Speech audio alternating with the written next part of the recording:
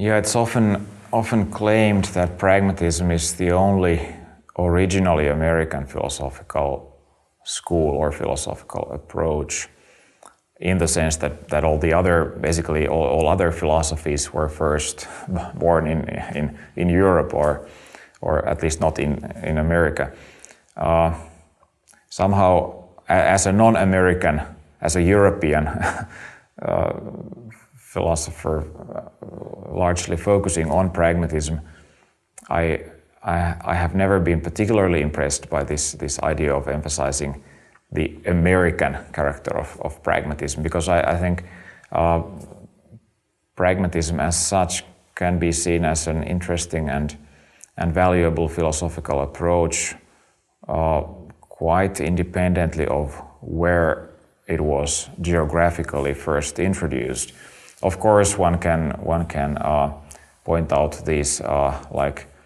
general ideas about American practice-orientedness and so on, but they often lead to caricatures of pragmatism instead of genuine, deep understanding of the philosophy of pragmatism. Of course, the words pragmatic or even pragmatism are sometimes used in more popular discussions in ways that make no reference at all to the philosophical tradition. When it comes to contemporary American philosophy and analytic philosophy, of course there are, I mean, the picture generally is so fragmented, and so there are so many different approaches, and it's hard to provide any brief summary of the whole situation, but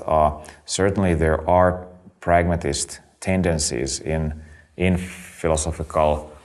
ideas and approaches that do not explicitly call themselves pragmatist or pragmatic, and that don't necessarily make any reference to the pragmatist tradition. So, for instance, some people talk about new pragmatism in the sense that it's a way of bringing pragmatist ideas into philosophies or philosophical projects that don't historically start from the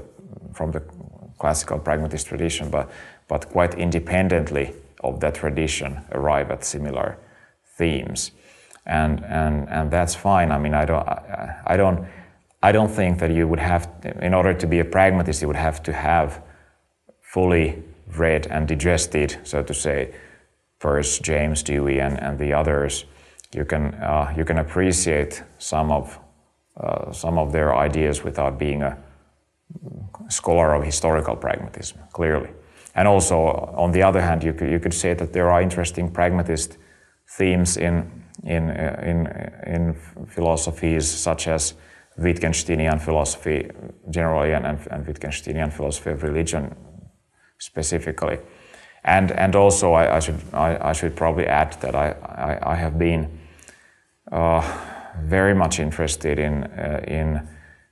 I mean, although pragmatism as such can be seen to be an American philosophy, I'm very much interested in, for instance, the Kantian background of pragmatism and in the ways in which this so-called originally American philosophy also has its European roots and analogies.